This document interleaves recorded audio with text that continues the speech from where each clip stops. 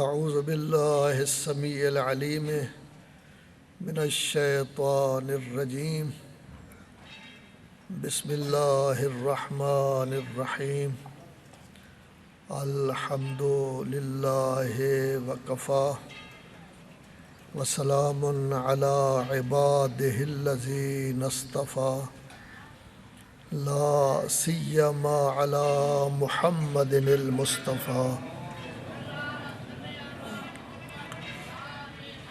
وآلہ المجتبی واللعنۃ علی الاعداء اما بعد فقد قال اللہ تبارک و تعالی فاعلم انہ لا الہ الا اللہ واستغفر لذنبک وللمؤمنین والمؤمنات واللہ یعلم متقلبکم ومثواکم۔ صلوات پڑھیں محمد و آل محمد۔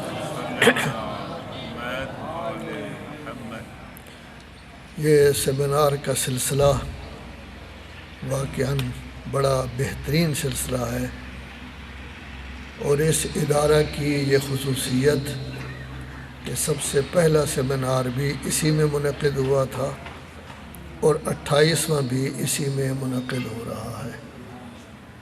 تو در حقیقت یہ قاضی صاحب کی کوششیں، سعی، ان کی کارکردگی، ان کی فعالیت، ان کی صلاحیتوں کو خراج تحسین پیش کرنا ہے۔ دیکھیے، دین کا سلسلہ حضرت آدم علیہ السلام سے چلا۔ اللہ تبارک و تعالی نے اعلان کیا، انی جاعل فی الارض خلیفہ، نمائندہ پہلے بھیجا، اور جنہوں نے اس نمائندے، اس نبی اور خلیفے کے حکم پر عمل کرنا تھا ان کو بعد میں بھیجا، تاکہ کوئی ایک منٹ بھی ایسا نہ ہو کہ مخلوق خدا موجود ہو اور اللہ کا نمائندہ وہاں موجود نہ ہو۔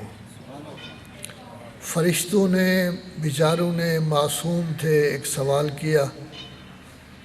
البتہ ابلیس نے باقاعدہ شکایت کے انداز میں بات کی، تو فرشتوں کو اللہ تبارک و تعالی نے انی اعلم ما لا تعلمون فرما کر خاموش کر دیا۔ لیکن ابلیس کہ جس نے سجدہ میں جھکنے سے انکار کیا، اسی وقت یہ کہہ دیا کہ ٹھیک ہے، مجھے مردود بنایا جا رہا ہے، تو ہمیشہ میں آپ کی مخلوق کو 8ویں پارے کی آیت ہے، دائیں جانب سے، بائیں جانب سے، پیچھے کی طرف سے، آگے کی طرف سے آ کے میں گمراہ کروں گا، اور ساتھ ہی ساتھ یہ چیلنج بھی دے دیا، اے میرے پروردگار، اکثریت ہمیشہ میرے ساتھ ہوگی۔ اسی واسطے آپ دیکھتے ہیں کہ مخلوق خدا کی اکثریت اب بھی شیطان کے ساتھ ہے۔ اللہ والوں کے بارے میں اللہ فرماتا ہے وَقَلِيلٌ مِّنْ عِبَادِيَ الشُّكُورُ، کہ میرے شکر گزار بندے بہت کم ہیں۔ تو یہ سلسلہ حضرت آدم سے چلا، اب ابلیس بھی ساتھ ساتھ ہے، وہ اپنا کام کر رہا ہے۔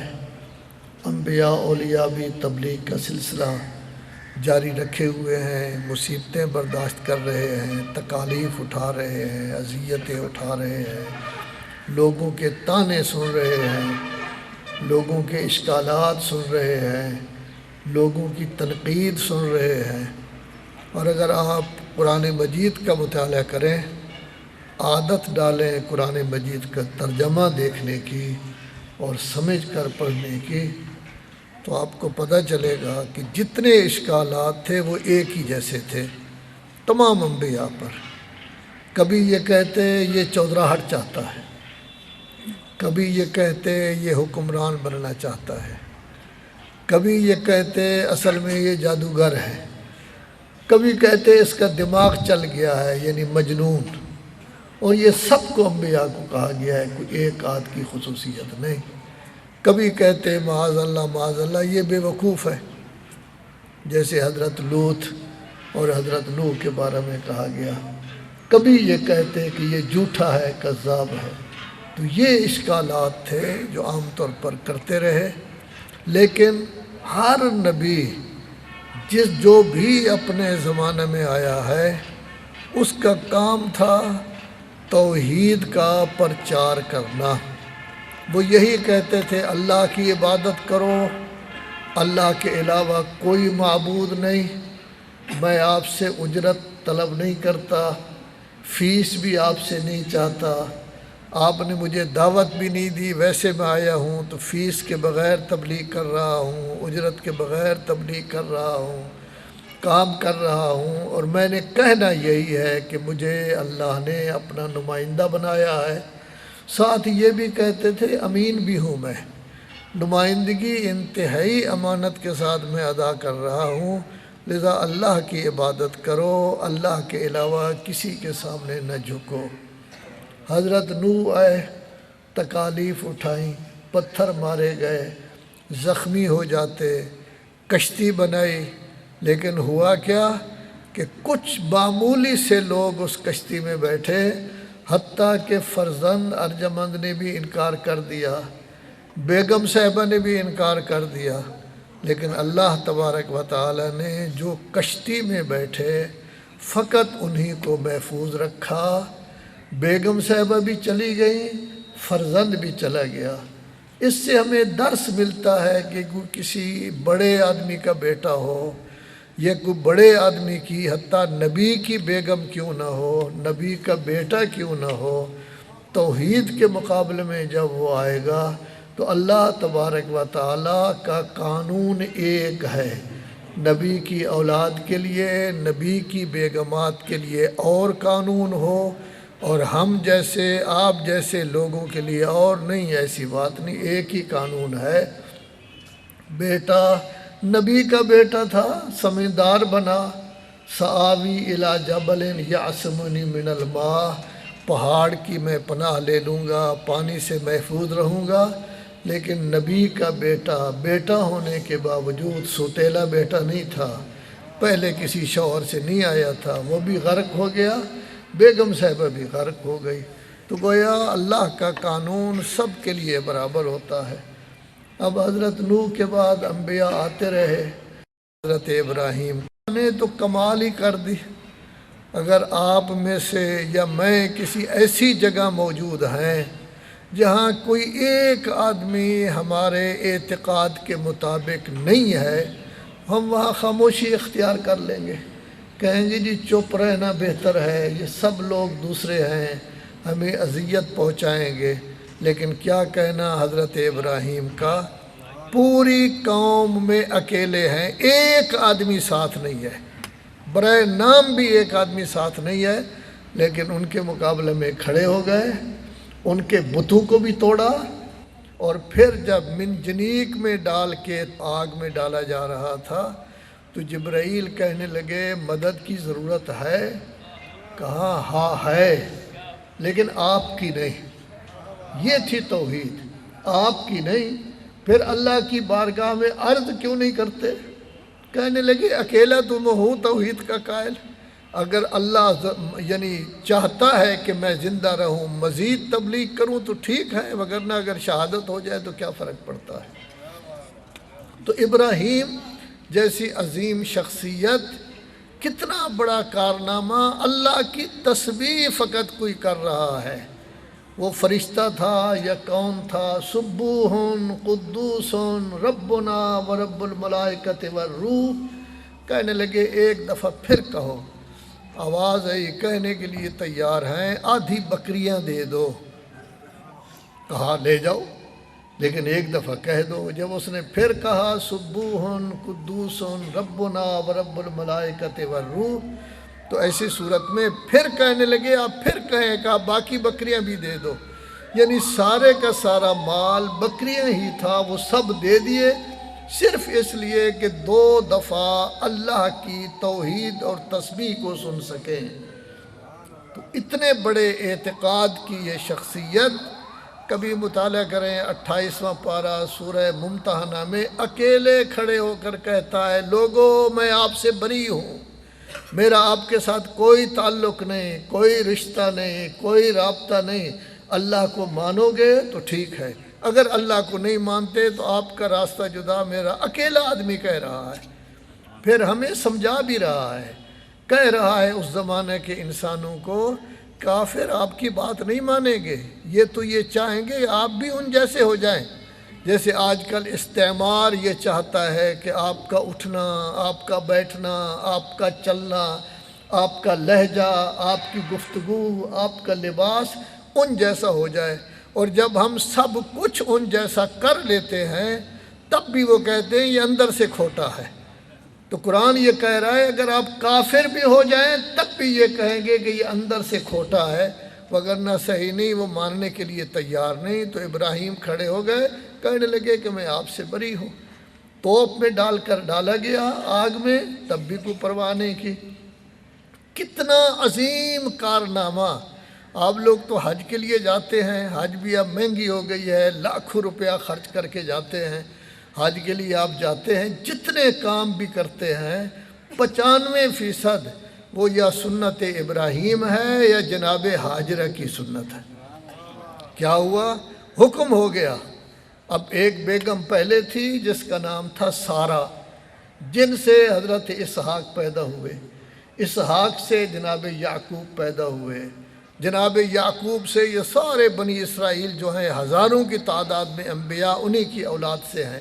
لیکن جناب ہاجرہ حکم ہوا اس کے ساتھ شادی کریں، شادی کر لی، ایک بیٹا پیدا ہوا جس کا نام ہے اسماعیل۔ اب حضرت لے جا رہے ہیں اپنی بیگم صاحبہ کو، زوجہ مبارکہ ہاجرہ کو، وہاں تشریف لے گئے خانہ کعبہ کے قریب، خانہ کعبہ نہیں یعنی اس جگہ کے قریب جب تشریف لے گئے، جگہ کون سی ہے؟ نہ وہاں کوئی درخت ہے، نہ سبزہ ہے، نہ پانی ہے، نہ پرندے ہیں، نہ درندے ہیں، نہ انسان ہیں، نہ حیوان ہیں، نہ کوئی ایسی چیز ہے جس کو کہا جا سکے کہ ذی روح کوئی مخلوق۔ لیکن وہاں جس وقت گئے صرف ایک قدم زمین پر رکھا ہے جس کو آپ کہتے ہیں حضرت ابراہیم کا قدم، اور وہاں 2 رکعت نماز طواف آپ پڑھتے ہیں، اس کے علاوہ فوراً واپس پلٹے۔ کیا کہنا جناب ہاجرہ کی عظمت کا، توحید پر کس قدر ان کا اعتقاد خالص تھا کہ کہنے لگے ابراہیم مجھے کس کے سہارے چھوڑے جا رہے ہو؟ انہوں نے کہا اللہ۔ دوسرا سوال اس نے نہیں کیا، ابراہیم تو نبی ہیں، ابراہیم جد الانبیاء ہیں، ابراہیم خلیل اللہ ہیں، ابراہیم بہت بڑی شخصیت کے مالک ہیں، وہ تو بہرحال نبی ہیں، پیغمبر ہیں، ان کے لیے تو حکم تھا، لیکن ہاجرہ بیچاری تو پیغمبر نہیں ہے، اس کو تو کوئی عہدہ نہیں دیا گیا، لیکن توحید پر کس قدر اعتقاد ہے؟ اللہ جب انہوں نے کہا یہی کافی ہے۔ اب ایک چھوٹا بچہ ہے اور ساتھ ہی جناب ہاجرہ ہے، نہ پانی ہے، نہ کوئی چرند پرند ہے، نہ کوئی انسان ہے، نہ کوئی حیوان۔ اگر کوئی اور عورت ہوتی ابا کے دامن کو پکڑ لیتی، کہتی ابراہیم آپ کون سے نبی بن گئے؟ ایک عورت کو چھوڑ کر آپ جا رہے ہیں اور چھوٹے بچے کو چھوڑ کر جا رہے ہیں۔ آج جب ہم جیسے اور آپ جیسے لوگ پڑھتے تو ہم کہتے ٹھیک کہا ہے جی اس نے، اکیلا چھوڑنا کو تک ہے، ایک ایسی جگہ جہاں کوئی انسان حیوان تک نہیں ہے، پرند چرند نہیں ہے، پانی نہیں ہے، وہاں اکیلی عورت اور ایک بچہ۔ لیکن کیا کہنا جناب ہاجرہ کی عظمت کا، توحید پر کتنا اعتقاد راسخ ہے۔ ہمارا بھی اللہ موجود ہے، طاقتور بھی ہے، قوت والا بھی ہے، لیکن سچی بات ہے ہمارا اعتقاد اس اللہ پر پختہ نہیں ہے۔ صرف خاندان اسلام میں پیدا ہوئے ہم، یا اللہ کہہ دیتے ہیں، لیکن اعتقاد پختہ نہیں ہے، اس واسطے یہ کارنامے انجام نہیں ہوتے۔ کیا کہنا جناب ہاجرہ کا کہ وہ صرف یہ کہتے ہوئے کہ اللہ وہاں رک گئی، صفا و مروہ کے درمیان چکر لگا رہی ہے۔ جب آپ بھی جائیں 7 چکر لگائیں تو تھک جاتے ہیں لوگ، بعض اوقات بیٹھتے ہیں آرام کے لیے، لیکن وہ بیچاری چکر لگا رہی ہیں، پانی نہیں مل رہا۔ دیکھا کہ اسماعیل رو رہے ہیں اور وہاں پانی نظر آیا، تو اس کے ارد گرد آ کے مٹی جمع کی اور کہا زم زم عبری زبان میں. نتیجہ یہ ہے کہ وہ آب زمزم ہو گیا، جس کو تبرک کے طور پر آپ مکہ سے اپنے گھروں کی طرف بھی لے آتے ہیں. تو جناب اسماعیل اور ابراہیم انہوں نے قربانی دی کس کے لیے؟ توحید کے لیے. خواب دیکھ رہے ہیں، 23واں پارہ میں موجود ہے سورہ صافات میں، اپنے بیٹے کو ذبح کرنے کے لیے تیار ہو گئے.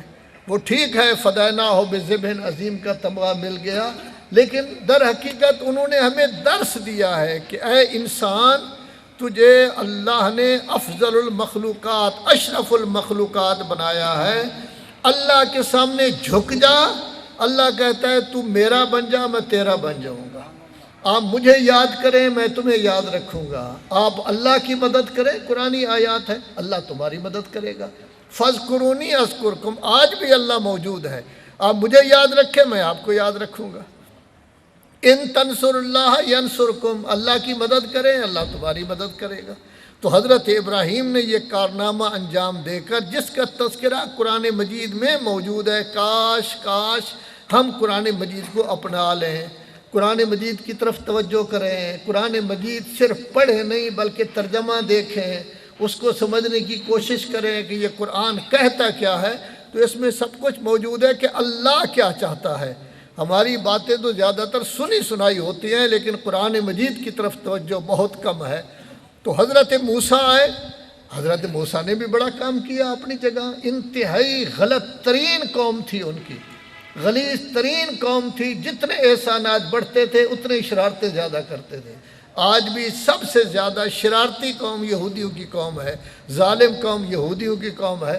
لیکن حضرت موسیٰ باقاعدہ یہ کام کرتے رہے. اللہ نے بھیج دیا حضرت موسیٰ کو اور ان کے بھائی کو، کہا جاؤ فرعون کو جا کے تبلیغ کرو، لیکن نرم انداز میں کرنا، میٹھی میٹھی باتیں کرنا. ہو سکتا ہے اللہ کی طرف لوٹ آئے، ہو سکتا ہے یہ اچھا بن جائے، ہو سکتا ہے خوف خدا اس کے دل میں پیدا ہو جائے. وہ گئے، معجزے بھی دکھائے، لیکن فرعون اس وقت تک نہیں مانا جب تک کہ وہ دریا میں غرق نہیں ہو رہا تھا. اور جب غرق ہو رہا تھا اس وقت جبرائیل نے کہا آپ تو کہہ رہا ہے، حالانکہ تو مفسدین میں سے تھا، تو غلط کار تھا.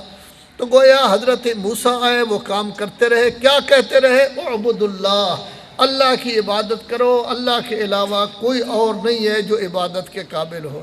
حضرت عیسیٰ آئے. حضرت عیسیٰ پیارے نبی تھے جن کو چوتھے آسمان پر اللہ نے بلا لیا. حضرت عیسیٰ کو کلمۃ اللہ کہا گیا. حضرت عیسیٰ کو روح من کا لقب دیا گیا. حضرت عیسیٰ وہ نبی ہیں تمام انبیاء میں سے کہ جنہوں نے باقاعدہ رب العزت کی خدمت میں گزارش کی، یا اللہ ایک دفعہ ہمیں دسترخوان ہی بھیج دیا جائے، یعنی کھانا بھیج دیا جائے. لفظ دسترخوان قرآن مجید میں موجود ہے 7واں پارہ، کہ ہمیں بھی ایک دفعہ ہمارے لیے کھانا بھیج دیا جائے. آپ جب کھانا ہمارے لیے بھیجیں گے تو ہمارے لیے عید بن جائے گا. پہلے لوگوں کے لیے بھی، بعد والے آنے والے مسیحی بھی فخر کرتے رہیں گے کہ اللہ کی طرف سے ہمارے لیے کھانا آیا تھا، ہمارے لیے دسترخوان آیا تھا. حضرت آدم نے طلب نہیں کیا، حضرت نوح نے طلب نہیں کیا، حضرت ابراہیم نے کھانا طلب نہیں کیا، حضرت موسیٰ نے طلب نہیں کیا، لیکن حضرت عیسیٰ طلب کر رہے ہیں. انزل علینا مائدۃ من السماء تکون لنا عیدا لاولنا وآخرنا، کہ ہاں آپ ہمارے لیے ایک دسترخوان کھانا اتاریں آسمان سے، ہمارے لیے عید بن جائے، ہمارے پہلے لوگوں کے لیے بھی، آخری لوگوں کے لیے بھی عید بن جائے، اور آپ کی طرف سے نشانی بن جائے. یا اللہ رازق تو ہے، یہاں بھی تیرا رزق کھا رہے ہیں، اگر ایک دفعہ کھانا آ جائے تو ایسی صورت میں ہم خوش ہو جائیں گے، ہمارے لیے عید بن جائے گی. اللہ تبارک و تعالی نے اسی وقت یہ ارشاد فرمایا، اے عیسیٰ کھانا میں دینے کے لیے تیار ہوں، کھانا میں بھیجنے کے لیے تیار ہوں، لیکن یاد رکھیں اس کے بعد اگر آپ کی قوم نے شرارت کی اس قدر عذاب دوں گا کہ ایسا عذاب آج تک کسی کو نہیں ہوا. توجہ فرما رہے ہیں. تو نبی ہیں، اولو العزم پیغمبر ہیں، صاحب کتاب ہیں. پیدائش کے فوراً بعد جنہوں نے کہا تھا انی عبداللہ، میں اللہ کا بندہ ہوں، اللہ نے مجھے کتاب دی ہے، اللہ نے مجھے بابرکت بنایا ہے، اللہ نے مجھے زکوٰۃ کا حکم دیا ہے، نماز کا حکم دیا ہے، جب تک زندہ ہوں والدین کے ساتھ اچھائی کا حکم دیا ہے۔ تو تیسرے دن یا 3 گھنٹے کے بعد وہ کہہ رہے انی عبداللہ، پیارا نبی تھا، اولوالعزم پیغمبر تھا، صاحب کتاب تھا، اب ایک خواہش کر رہا ہے کہ ہمارے لیے کھانا بھیج دیا جائے۔ تو بہرحال کھانا ملا، لیکن ساتھ ساتھ یہ کہہ دیا گیا کہ دیکھو آج کے بعد آپ کی قوم نے شرارت کی، اس قدر عذاب دوں گا کہ ایسا عذاب میں نے عالمین میں سے کسی کو نہیں دیا۔ تو گویا یہ بتا دیا اللہ نے، میرے نبی آپ نے طلب کیا ہے، میں کھانا بھیج رہا ہوں، دسترخوان بھیج رہا ہوں، آپ کی قوم اس کی قابلیت نہیں رکھتی، یہ گڑبڑ قوم ہے، لیکن اس کے باوجود آپ کہہ رہے ہیں ٹھیک ہے میں کھانا بھیج دیتا ہوں۔ اور ساتھ ہی ساتھ اللہ تبارک و تعالیٰ نے اگلی آیت میں فرمایا ہے یا عیسیٰ، کیا آپ نے کہا ہے کہ مجھے خدا بنا لو اور تیری ماں کو بھی خدا بنا لو؟ تو حضرت عیسیٰ کہنے لگے یا اللہ تو بہتر سمجھتا ہے، میں تو ایسی بات نہیں کر سکتا، تو ہر چیز جانتا ہے، میرے ذہن میں بھی اگر یہ چیز ہوتی کہ مجھے خدا بنا لو تو جانتا ہے، تو اس سے کوئی چیز مخفی نہیں ہے۔ البتہ ایک دفعہ کھانا ایک اور نبی کے سلسلے میں بھی آیا ہے، لیکن اس نبی نے کھانا طلب نہیں کیا، کھانے کی خواہش نہیں کی، ذکر تک نہیں کیا، دل میں بھی نہیں لائے کہ کھانا آنا چاہیے، فقط یہ دیکھا ہے کہ حسنین شریفین مریض ہیں، باقاعدہ ان کے لیے یہ کیا گیا ہے، روزے رکھے گئے ہیں، کھانا دستیاب ہوا، لیکن کبھی یتیم آ گیا، کبھی مسکین آ گیا، کبھی اسیر آ گیا، تو اس وقت خداوند عالم نے اپنی طرف سے کھانا بھی بھیجا اور کہا کہ یہ لوگ شکریہ کے قابل ہیں کہ انہوں نے اللہ کے لیے کام کیا ہے۔ تو گویا حضرت عیسیٰ کام کرتے رہے، لیکن اب اس کے بعد رسول اعظم صلی اللہ علیہ وآلہ وسلم تشریف لائے۔ بعثت کو اس وقت کتنے سال ہو گئے ہیں؟ 1444 سال۔ اسلام گویا 1444 سال کا ہو گیا ہے۔ اسلام کا جو پہلا حکم رسول اعظم صلی اللہ علیہ وآلہ وسلم نے قوم کو دیا وہ کیا تھا؟ قولو لا الہ الا اللہ تفلحو۔ اس وقت تک محمد رسول اللہ بھی نہیں تھا، وہ بعد میں آیا ہے۔ قولو، کہو، لا الہ الا اللہ تفلحو، کامیاب ہو جاؤ گے۔ اب لا الہ الا اللہ کیا ہے؟ ہم اپنے بچوں کو یاد کراتے ہیں، ہر چیز جو بھی اپنے بچوں کو یاد کرائیں، خواہ وہ پہلا قاعدہ ہو، خواہ پہلی کتاب ہو، دوسری ہو، ہم باقاعدہ ان کو بتاتے ہیں کہ یہ لفظ کیا ہے اور اس کا ترجمہ کیا ہے، اس سے مراد کیا ہے، یہ تصویر کیا ہے اور کس کی تصویر ہے۔ وہ جانور اس کو دکھا دیتے ہیں۔ کیوں؟ اگر بچے کو پتہ ہی نہیں چلے گا کہ میں کیا پڑھ رہا ہوں تو کیسے پڑھے گا وہ؟ ہر چیز میں ہم سیانے ہیں، بڑے سمجھدار ہیں، بڑے عقل مند ہیں، چھوٹے بچوں کو مطلب بھی بتاتے ہیں، لفظ بھی بتاتے ہیں، لفظ صحیح کراتے ہیں، مطلب بھی بتاتے ہیں۔ ایک بیچارہ رہ گیا ہے مظلوم، قرآن اور پھر قرآنی احکام۔ یہ واحد چیز ہے کہ کبھی ہم اپنے بچوں کو نہیں بتاتے کہ آپ بسم اللہ الرحمن الرحیم پڑھتے ہیں، اس کا معنی کیا ہے؟ آپ الحمدللہ رب العالمین پڑھتے ہیں، اس کا معنی کیا ہے؟ ایاک نعبد کا کیا معنی ہے؟ نمازیں ہم پڑھتے ہیں تب بھی معنی معلوم نہیں، دعائیں مانگتے ہیں اللہم ادخل اللہ اہل القبور سرور، کوئی پتہ نہیں کیا کہہ رہے ہیں۔ قبور سن کر پتہ چل جاتا ہے کہ قبروں کی بات جو ہے وہ ہو رہی ہے۔ زیارتیں پڑھتے ہیں تو اس کا ترجمہ سوائے امام کے نام کے باقی کسی چیز کا پتہ نہیں ہوتا۔ قرآن مجید پڑھتے ہیں تو خوش ہوتے ہیں، ہم نے 6 پارے پڑھ دیے، ہم نے 7 پڑھ دیے، ہم نے 10 پڑھ دیے، لیکن ایک پارہ ایسا نہیں جس کا ترجمہ آتا ہو، پتہ ہو کہ قرآن کہہ کیا رہا ہے، یہ بیچارہ قرآن ہم سے چاہتا کیا ہے، قرآن کی خواہش کیا ہے، قرآن کا تقاضا ہم سے کیا ہے، قرآن کیا مانگ رہا ہے ہم سے، اس کی طرف ہم دیکھتے ہی نہیں۔ اسی کا نتیجہ یہ نکلا ہے کہ ہم قرآن مجید کے حافظ بھی ہیں، رٹا ہوا بھی ہے قرآن مجید، ماہ مبارک میں 10 پارے بھی پڑھتے ہیں، لیکن خالی رہتے ہیں، تبلیغ نہیں ہوتی، تربیت نہیں ہوتی، قرآن ہمیں وعظ نہیں کرتا، قرآن ہمیں نصیحت نہیں کرتا۔ کیوں؟ اس واسطے ہم سمجھتے ہی نہیں کہ یہ بیچارہ قرآن کہہ کیا رہا ہے۔ یہی وجہ ہے کہ جب اللہ کا رسول قیامت کے دن کھڑے ہوں گے 19ویں پارے کے پہلے صفحے کی آیت ہے سورہ فرقان میں، کہیں گے یا رب، اے میرے پروردگار، ان قوم اتخذوا ھذا القرآن مہجورا، میری مسلمان قوم نے قرآن مجید سے ہجرت کر لی تھی۔ جیسے ہندوستان چھوڑ کر پاکستان میں آ گئے، قرآن مجید سے ہجرت کر لی تھی، کیونکہ ہم سمجھتے نہیں کہ قرآن کہتا کیا ہے تاکہ اس کے مطابق عمل کر سکے۔ یہی حال ہے لا الہ الا اللہ کا۔ لا الہ الا اللہ، لا الہ کا مطلب کیا ہے؟ ہم یہ کہہ رہے ہیں لا الہ، ہم کسی کے سامنے جھکنے کے لیے تیار نہیں، خواہ وہ میری خواہش ہو، خواہ مال و دولت ہو، خواہ کوئی افسر ہو، خواہ حکمران ہو، خواہ کوئی بادشاہ ہو، خواہ کوئی کسی قسم کا بھی ہو، میں کسی کے سامنے نہیں جھک سکتا، جھکوں گا تو صرف اور صرف اللہ کے سامنے۔ گویا میرا اٹھنا، میرا بیٹھنا، میرا چلنا، میرا بولنا، میرا کہنا، میرا سونا، میری عبادت، میری ریاضت، میری ملازمت، میری تجارت، میرا کاروبار، جو کچھ میں کروں گا، منہ سے کوئی کلمہ نہیں نکالوں گا جب تک اللہ اجازت نہ دے، کوئی ہاتھ نہیں اٹھاؤں گا جب تک اللہ اجازت نہ دے، کوئی کام نہیں کروں گا جب تک اللہ اجازت نہ دے۔ لا الہ کا مطلب جب کہتا ہے آدمی، اپنے آپ کو پابند کر دیتا ہے کہ اب میں پابند ہوں اللہ کے حکم کا، اللہ کا جیسے حکم ہوگا اس کے مطابق، نہ اپنی خواہش پر عمل کر سکتا ہوں، نہ مال و دولت پر عمل کر سکتا ہوں۔ کیا ہم لا الہ الا اللہ کو اسی طرح کہتے ہیں؟ نہیں، ہرگز نہیں۔ ہم تو اپنی مرضی کرتے ہیں، کبھی دل کیا تو ایک عبادت کر لی، دوسری چھوڑ دی، کبھی ایک چیز پسند آ گئی تو اس کو کر لیا، یہ چیز تو ہمیں پسند نہیں ہے، وہ نہ کی۔ جیسے 15ویں پارے میں بعض چیزوں کو ہم مان لیتے ہیں جو ہمارے گویا ذہن کے مطابق ہوں، اور بعض چیزوں کو ہم ماننے کے لیے تیار نہیں ہوتے، لیکن لا الہ الا اللہ کا اصل مطلب یہ ہے کہ میں کسی کے سامنے نہیں جھکوں گا۔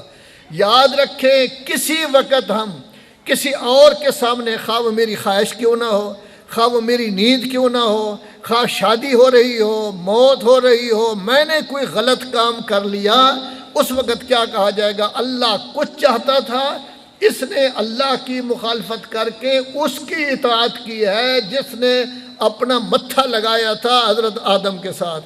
وہ کون ہے؟ ابلیس۔ اب آپ کہیں گے حافظ صاحب اتنی سخت بات کہہ دی۔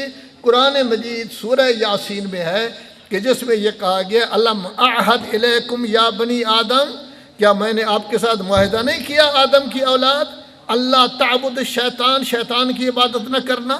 جب بھی ہم غلط کام کریں گے گویا شیطان کی عبادت کر رہے ہیں، اللہ کی نہیں کر رہے۔ یہ ہے لا الہ، کہ میں کبھی کسی کے سامنے نہیں جھکوں گا، لیکن میں کبھی اپنی خواہش کے سامنے جھک جاتا ہوں، کبھی نیند پیاری ہو جاتی ہے، کبھی اور کام پیارا ہو جاتا ہے، کبھی دفتر کی کرسی اتنی پیاری ہو جاتی ہے، حی علی الصلاۃ کی آوازیں آ رہی ہیں، ہم کہتے ہیں نہیں نہیں جناب، میں تو 2 گھنٹے یہاں سے اٹھ ہی نہیں سکتا، میرے کاروبار پر اثر پڑتا ہے۔ یاد رکھیں، جب بھی ہم اس طرح کا کام کریں گے اسی وقت ہمیں خیال کرنا چاہیے لا الہ دل کی گہرائیوں سے ہم نے نہیں کہا تھا، بلکہ ماں باپ نے یاد کرا دیا تھا، اس واسطے ہم نے کیا۔ تو پہلا گویا کلمہ تھا لا الہ الا اللہ، اس کے بعد پھر حضور کا اپنا نام آیا ہے۔ تو رسول اعظم صلی اللہ علیہ وآلہ وسلم، صلوات پڑھ دیں۔ 13 سال مکہ میں رہے، سب مصیبتیں برداشت کی، کس لیے؟ توحید کے لیے۔ وہ لوگ کہتے تھے 360 خداؤں کو ہم پہلے مانتے ہیں، آپ ایک دفعہ ہمارے خداؤں کو مان لیں، آپ کے 361 ہو جائیں گے، کیا فرق پڑتا ہے؟ لیکن کہتے تھے نہیں، لا الہ پہلے الا اللہ بعد میں۔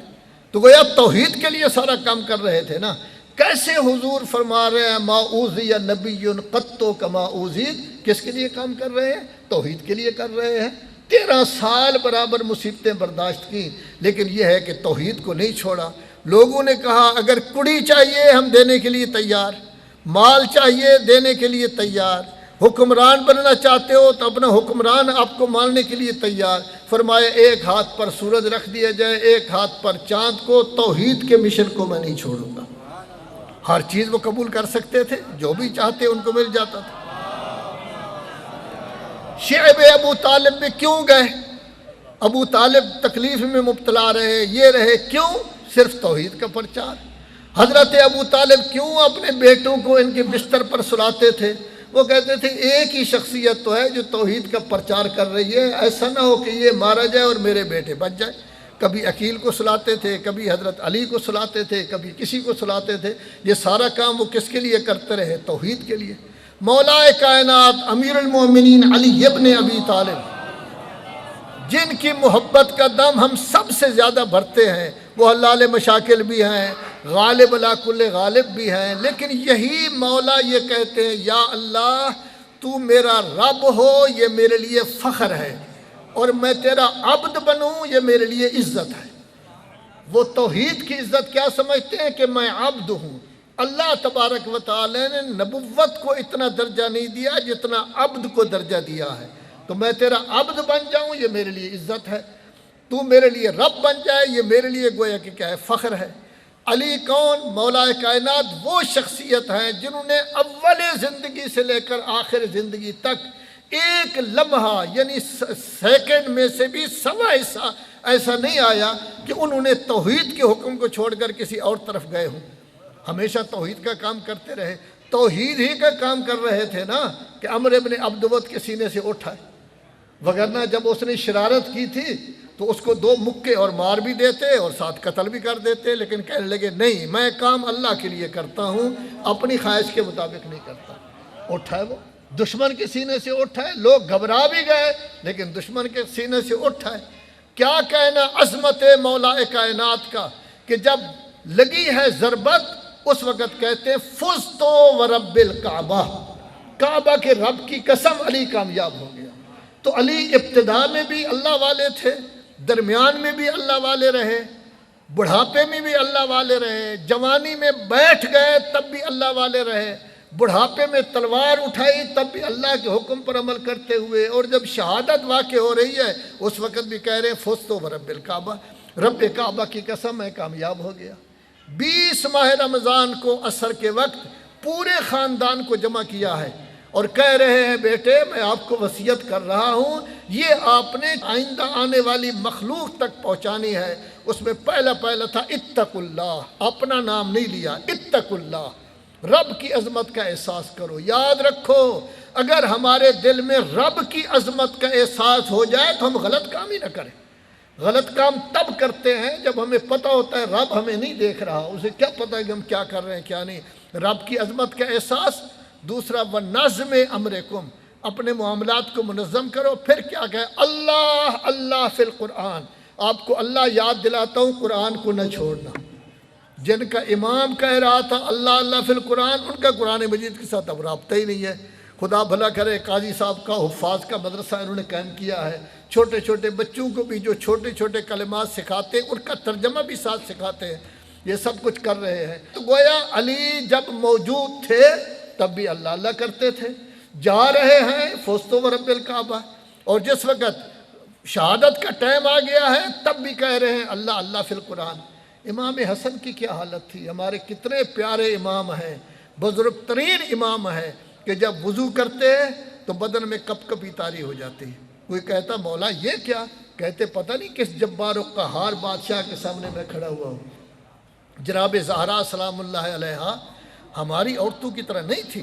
آج ہمارے پاس تھوڑے سے پیسے آ جائیں ہماری بیگمات بیٹھ جاتی ہیں چارپائیوں پر، تخت پر بیٹھ جاتی ہیں، نوکرانیاں کام کرتی ہیں، تو اس طرح۔ لیکن کیا کہنا عظمت زہرا سلام اللہ علیہا کا کہ دن کے وقت چکی بھی پیستی ہیں، بچوں کو نہلاتی بھی ہیں، ان کو کنگھی بھی دیتی ہیں، تیل بھی لگاتی ہیں، سرما بھی ان کی آنکھوں میں ڈالتی ہیں، ان کے لباس کا بھی خیال رکھتی ہیں، روٹی بھی خود پکاتی ہیں، سب کچھ خود کرتی ہیں۔ اور اگر فضا مل بھی گئی تب بھی باری باری کام ہوتا تھا، باری باری کام ہوتا تھا، اور رات ساری رات کھڑے ہو کر عبادت خدا کرتی ہیں، حتیٰ کہ پنڈلیوں میں ورم ہو جاتا تھا۔ اور مولا علی سے کہا ابو الحسن جب میں اس دنیا سے جاؤں یہ میرے آنسو جمع ہیں، یہ بھی میری قبر میں رکھ دینا، یہ آنسو جمع ہے خوف خدا کی وجہ سے۔ تو ان کا کتنا تعلق تھا اللہ تبارک و تعالیٰ کے ساتھ، کس قدر اللہ کو یاد کیا کرتی تھی، کس قدر عبادات کیا کرتی تھی، ہمیں درس دے رہی تھی اے ہمارے ماننے والوں، اے ہمارا ذکر سن کر گریہ کرنے والوں، اصل دین کی بنیاد توحید ہے، اسلام کی روح توحید ہے، اسلام کی جان توحید ہے۔ اور توحید کا مطلب ہے ذات میں بھی توحید، صفات میں بھی توحید، نظام میں بھی توحید، خالقیت میں توحید، رازقیت میں توحید، زندہ رکھنے میں بھی توحید، موت دینے میں بھی توحید۔ توحید ہے اصل، اس کی طرف اگر رجوع کرو گے تو تب اپنے آپ کو مسلمان کہلا سکتے ہو۔ لیکن کیا کہنا حسین ابن علی کا، حسین جیسی شخصیت تو کوئی نہیں ہو سکے گی۔ امام نے ایسا کارنامہ سر انجام دیا کہ نہ اس سے پہلے اس کی مثال تھی نہ اس کے بعد کوئی مثال آئے گی۔ سب سے پہلے توحید کے لیے اپنا وطن چھوڑا، توحید کے لیے وطن چھوڑا۔ پھر جس وقت مکہ تشریف لے آئے، توحید کے لیے اپنے احرام حج کو عمرہ میں تبدیل کیا۔ توحید کے لیے لوگ مکہ میں جمع ہو رہے ہیں اور وہ احرام تبدیل کر کے باہر جا رہے ہیں۔ توحید کے لیے لمبا سفر کیا۔ کاش لمبا سفر جب کر رہے تھے تو توحید کے لیے کر رہے تھے۔ یہ جوانوں کا کام ہوتا ہے لڑنا۔ زینب کو ام کلثوم کو ساتھ نہ لے جاتے، بیویوں کو ساتھ نہ لے جاتے، لیکن جب کہا گیا تو اس وقت کچھ بھی نہیں کہا۔ یہ نہیں کہا کہ میرا دل چاہتا ہے، یہ نہیں کہا کہ زینب میرے بغیر رہ نہیں سکتی، بلکہ کہا ان اللہ شاء ان یراہن سبایا۔ یہاں بھی اللہ کا ذکر کیا، یہاں بھی توحید کا ذکر کیا، یہاں بھی توحید کا تذکرہ کیا۔ اور اس کے بعد جس وقت گئے ہیں کربلا میں تو ہر روز جو کام کر رہے تھے وہ توحید کے لیے کر رہے تھے۔